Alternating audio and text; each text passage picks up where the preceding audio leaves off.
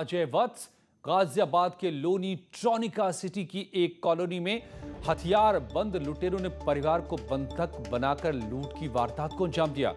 वारदात दोपहर करीब 3 बजे की बताई जा रही है। परिजनों का आरोप है कि 6 हथियारबंद बदमाश घर में घुसे और बंधक बनाकर 1 करोड़ रुपए की लूट की वारदात को अंजाम दिया। बदमाशों के जाने के बाद परिवार ने इसकी जानकारी पुलिस को दी, जिसके बाद पुलिस मौके पर पहुंची और तफ्तीश में जुटी। अमित राणा हमारे संवाददाता मेरे साथ जुड़ गए हैं गाजियाबाद से। अमित, दिन दहाड़े 1 करोड़ की लूट कैसे अंजाम दिया गया इसे? जी अजय जी, आपको बताना चाहूंगा, छोटे खान नामक ये युवक है जो कि इलाके का ही रहने वाला है, ट्रोनिका सिटी इलाके का ही रहने वाला है। और यहाँ पर ये जो काम किया करता था, जो लगाई जाती है, बोली लगाई जाती है,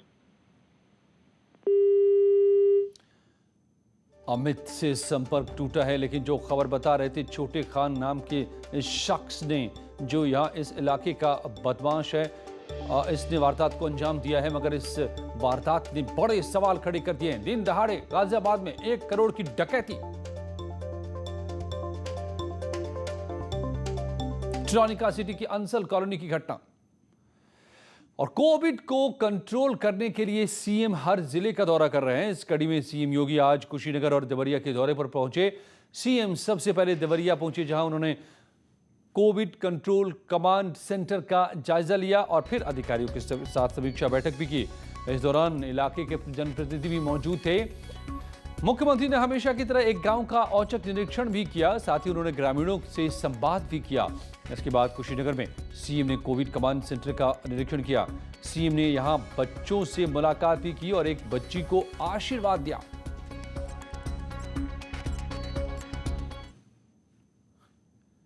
कुशीनगर में कोविड कमांड सेंटर का निरीक्षण करने के बाद सुसवलिया गांव का निरीक्षण करने पहुंचे सीएम योगी, जहां निगरानी समिति से सीएम योगी ने बात की। इस दौरान गांव की एक बच्ची से भी मिले सीएम योगी। उनका बच्ची ने फूल की माला देकर उन्हें स्वागत किया। राधा कृष्ण की प्रतिमा भी भेंट की सीएम को। तस्वीरों में देख सकते हैं योगी आदित्यनाथ बच्ची के साथ बात करते दिख रहे हैं।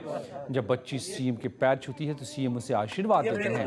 दरअसल योगी आदित्यनाथ गांव को लेकर लगातार दौरा कर स्वास्थ्य सेवाओं की समीक्षा कर रहे हैं। इसी दौरान योगी से इस बच्ची ने मुलाकात की। क्या नाम है तुम्हारा? अच्छा, कौन क्लास में पढ़ती है?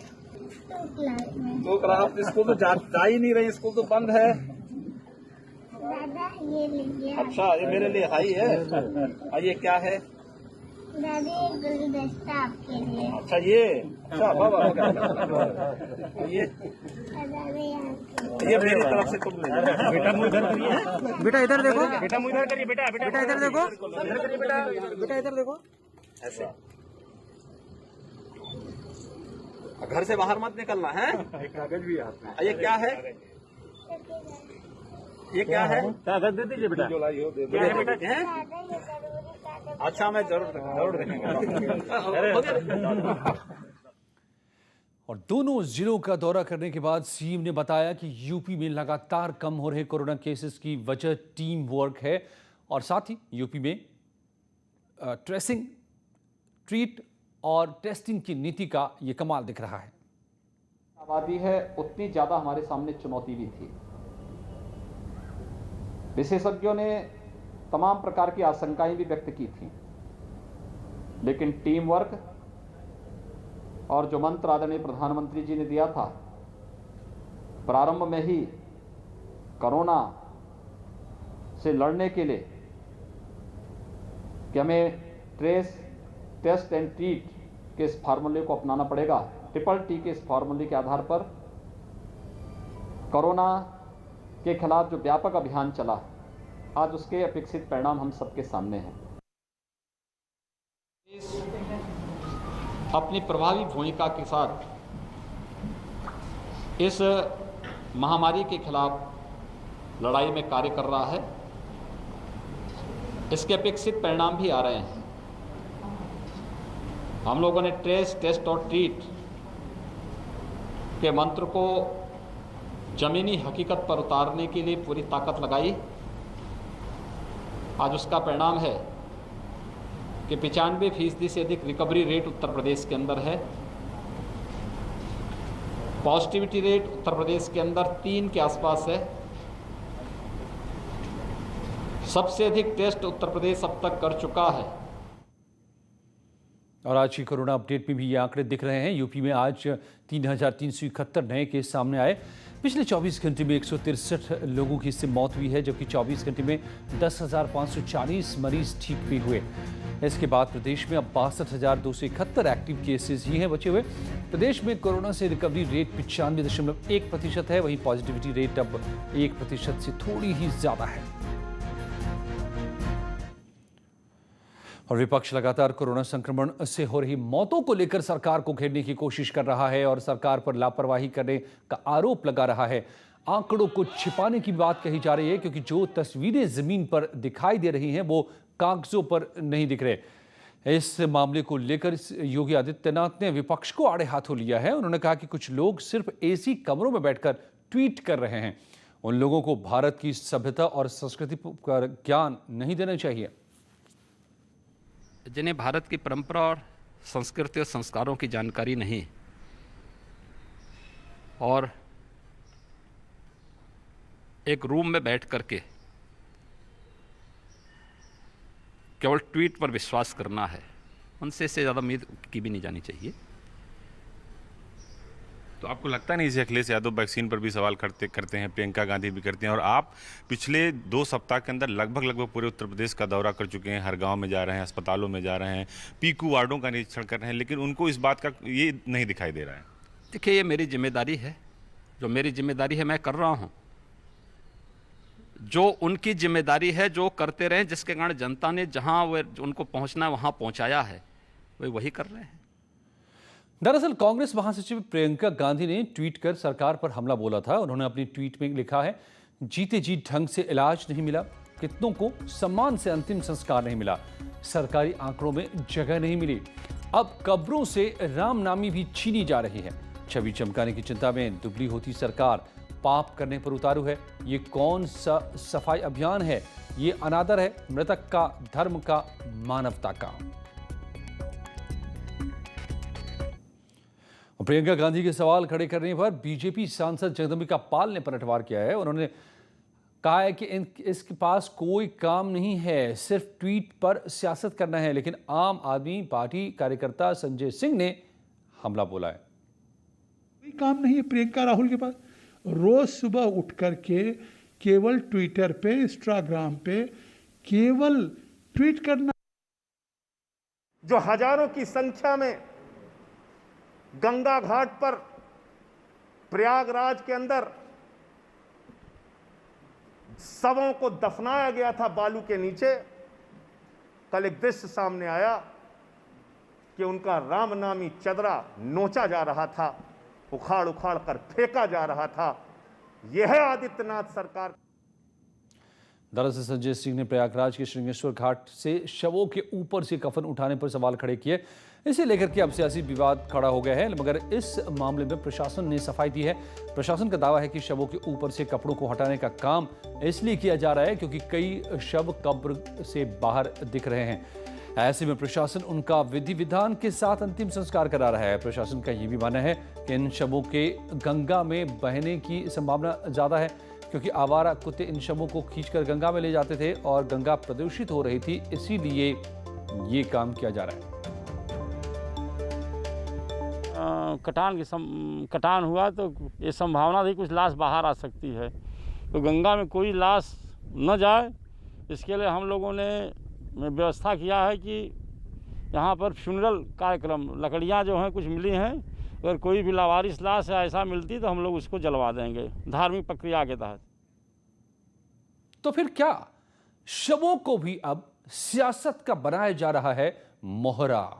आज महाबहस इसी पर रात 8 बजे जरूर जुड़िए। और एक तरफ अंतिम संस्कार को लेकर सियासी हंगामा नहीं थम रहा, तो दूसरी तरफ सरकार अपना काम करती लगातार नजर आ रही है, लोगों के हितों में बड़े फैसले भी कर रही है। इस बीच एक नया फैसला, सरकार ने अब पोस्ट कोविड मरीजों का फ्री में इलाज कराने का फैसला किया है। इसके लिए सरकार ने मेडिकल कॉलेज में इलाज की सुविधा देने का फैसला किया है। अगर आपको कोरोना होने के बाद भी कोई दिक्कत होती है तो आप मेडिकल कॉलेज में इलाज के लिए जा सकते हैं। इसका पूरा खर्च सरकार उठाएगी।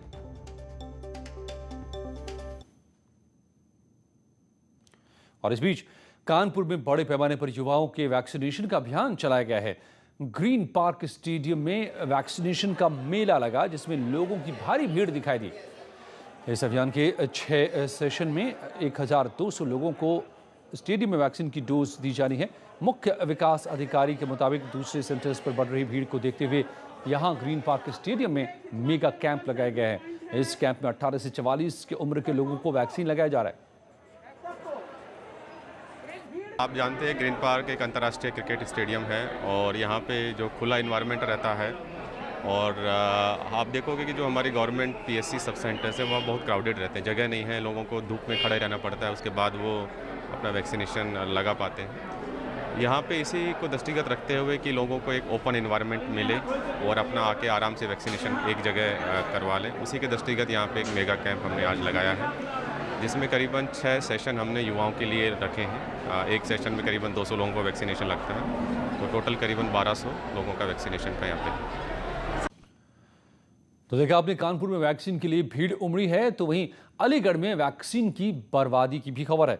आरोप है कि जमालपुर यूपीएचसी पर कूड़ेदान में कोविड वैक्सीन से भरी हुई 29 सिरिंज मिली है। एएनएम नेहा खान पर आरोप है कि उसने लोडेड सिरिंज को कूड़ेदान में फेंक दिया। फिलहाल सीएमओ ने 2 सदस्यीय कमेटी बनाकर एसीएमओ डॉक्टर एमके माथुर और डिप्टी सीएमओ दुर्गेश कुमार को जांच सौंपी है। वैक्सीन की बर्बादी को रोकने के लिए कोरिया से एक विशेष निडल सिरिंज मंगाई गई है। लखनऊ स्वास्थ्य विभाग को 3,15,000 निडल और सिरिंज दी गई है, जो 19% तक वैक्सीन की बर्बादी रोकने में कारगर साबित होगी। इस सिरिंज में डेड स्पेस बिल्कुल नहीं है। जी, मेरे साथ तो षड्यंत्र रचा गया है, मुझे तो ऐसा लग रहा है, फंसाया जा रहा है। कहाँ पर काम करते हैं? मैं जमालपुर। आज की यहाँ जांच के लिए आप आए, क्या क्या पूछा गया? जांच में क्या क्या पूछा? किस टाइम आए थे, क्या किया था, कितने लोगों को वैक्सीनेट किया था, कितनी वाइल यूज़ की थी, सब ये वगैरह। कहाँ से लोग आ रहे थे उस सेंटर पर? ये मुझे इस बात की कोई नॉलेज नहीं है कि कहाँ से आ रहे थे। बहुत से लोग आते हैं कहीं। जमालपुर स्वास्थ्य केंद्र में किसी एएनएम द्वारा इंजेक्शन लोड करके और ना लगाने की शिकायत मिली है, मतलब वेस्टेज ऑफ द वैक्सीन है। और कुछ ये भी है कि भाई कुछ लोगों को शायद वो वैक्सीन ना लगी हो, तो इसमें हम लोगों ने 2 एसीएमओ स्तर के अधिकारी डॉक्टर दुर्गेश और डॉक्टर माथुर के उसमें एक इंक्वायरी कमेटी बना दी है। उनको कहा गया कि वो इंक्वायरी जो है जल्दी से जल्दी करके दें और जो भी इंक्वायरी के रिजल्ट आएंगे उसके अकॉर्डिंगली हम लोग फिर एक्शन लेंगे।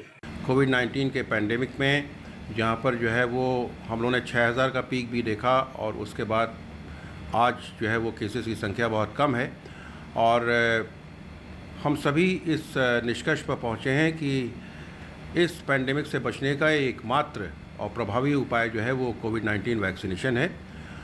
इसी के क्रम में हम लोग लखनऊ में तकरीबन 8.5 लाख लोगों का वैक्सीनेशन कर चुके हैं और सैमसंग इलेक्ट्रॉनिक्स प्राइवेट लिमिटेड की तरफ से हमको 3.25 लाख सिरिंजेस और निडल प्रदान कराई गई हैं। इसमें जिला प्रशासन की बहुत ही सक्रिय भूमिका रही है।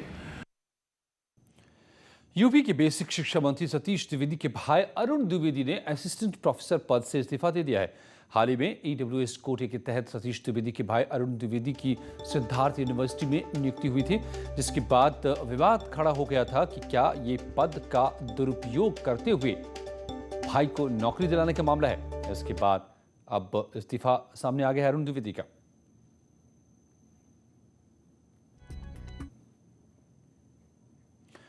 मंत्री सतीश द्विवेदी के भाई की नौकरी को लेकर के सियासी विवाद शुरू हुआ। आम आदमी पार्टी ने सरकार पर हमला बोला। संजय सिंह ने मांग की है कि सतीश द्विवेदी को अपने पद से इस्तीफा देना चाहिए। पार्टी के राज्यसभा सांसद और यूपी प्रभारी संजय सिंह ने बेसिक शिक्षा मंत्री सतीश द्विवेदी पर कई गंभीर आरोप लगाए। उन्होंने मीडिया के सामने कई दस्तावेज पेश करते हुए आरोप लगाया कि मंत्री बनने के बाद सतीश द्विवेदी ने कई बेशकीमती जमीनें खरीदी हैं। उन्होंने पूछा कि इसके लिए कहां से पैसे आए। संजय सिंह ने दावा किया कि आने वाले वक्त में वो मंत्री की और भी कारगुजारियों का पर्दाफाश करेंगे कि कैसे खुद को गरीब बताने वाले मंत्री ने करोड़ों की बेशकीमती जमीनें खरीदी। और ये सारी जमीनें उत्तर प्रदेश के बेसिक शिक्षा राज्य मंत्री सतीश द्विवेदी जी ने मंत्री बनने के बाद खरीदी है। मंत्री बनने के बाद तो मंत्री जी आपकी आय कहां से हुई?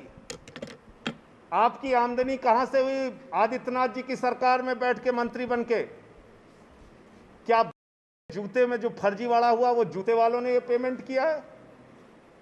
क्या इन जमीनों का पेमेंट जो गरीब बच्चों के लिए स्वेटर फटे हुए आए उन स्वेटर के पैसों से किया गया? आम आदमी पार्टी ने सीएम योगी से आग्रह किया है कि वो ऐसे मंत्री को फौरन बर्खास्त करे। पार्टी अब लोकायुक्त से मंत्री के कथित भ्रष्टाचार की शिकायत करने की तैयारी कर रही है। तो संगम किनारे शबों का सच क्या है?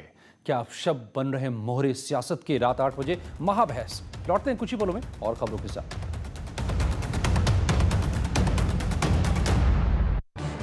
इस न्यूज हेडलाइंस के प्रायोजक पेट सफा आयुर्वेदिक जूस।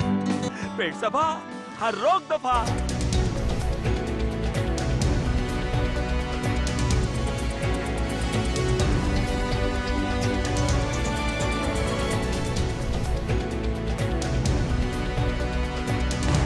इस न्यूज हेडलाइंस के प्रायोजक पेट सफा आयुर्वेदिक जूस।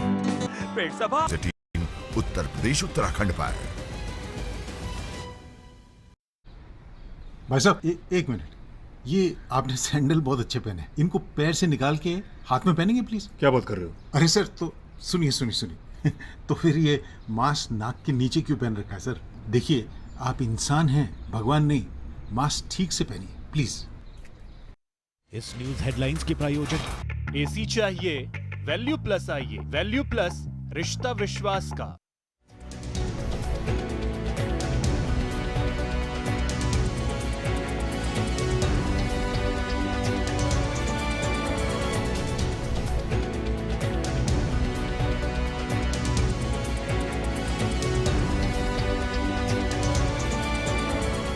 इस न्यूज हेडलाइंस के प्रायोजक एसी चाहिए वैल्यू प्लस आइए। वैल्यू प्लस रिश्ता विश्वास का।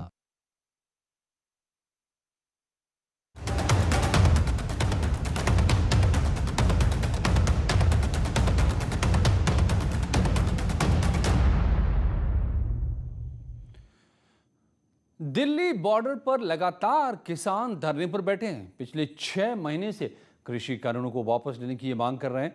सरकार से बात नहीं बन पाने की वजह से ये आंदोलन खिंचता जा रहा है। ऐसे में 6 महीने पूरे होने के मौके पर देश भर में किसानों ने आज काला दिवस मनाया। इन 6 तस्वीरों के जरिए देश भर के किसानों के गुस्से को समझने की कोशिश कर सकते हैं। ग्रेटर नोएडा में किसानों ने सरकार के विरोध में हवन किया और पुतला दहन कर विरोध जताया, जबकि मुजफ्फरनगर में भारतीय किसान यूनियन के कार्यकर्ताओं ने काली पट्टी बांधकर जमकर नारेबाजी की और बीकेयू कार्यालय से महावीर चौक तक पैदल मार्च किया। वहीं सहारनपुर के कई गांवों में किसानों ने काला झंडा लगाकर विरोध जताया। साथ ही सरकार से कृषि कानून वापस लेने की मांग की है। बुलंदशहर में भी किसानों ने पुतला जलाकर विरोध दर्ज कराया है।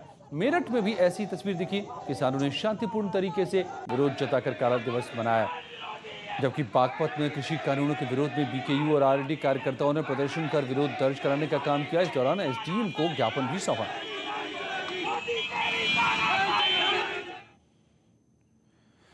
प्रयागराज के निरंजनी अखाड़े के साधु संतों के बीच फूट की खबर थी। इसको लेकर अब सुलह की खबर आई है। दरअसल निरंजनी अखाड़े के महंत नरेंद्र गिरी से आनंद गिरी ने माफी मांग ली है और विवाद पर पूर्ण विराम लगा दिया है। सोशल मीडिया पर बयान देकर आनंद गिरी ने विवाद खड़ा कर दिया था। इसके बाद नरेंद्र गिरी ने आनंद गिरी पर पाबंदी लगा दी थी और बड़े हनुमान मंदिर में जाने पर रोक लगा दी थी। ऐसे में आनंद गिरी ने इस विवाद को खत्म करने के लिए महंत नरेंद्र गिरी के साथ निरंजनी अखाड़े के पंच परमेश्वर से माफी मांगकर विवाद को खत्म किया है। इसलिए मेरे द्वारा अज्ञानता में और नादानीवश जो गलतियां हुई उनके लिए क्षमा याचना करता हूं और अपने बयानों को, जितने बयान मैंने दिए उनको वापस लेता हूं। और साथ ही साथ अखाड़े के पंचों के साथ भी अगर मेरे द्वारा कुछ अभद्रता हुई हो। तो ये थी दमदार खबरें। कुछ ही पलों में देखिए उत्तराखंड की खबरें।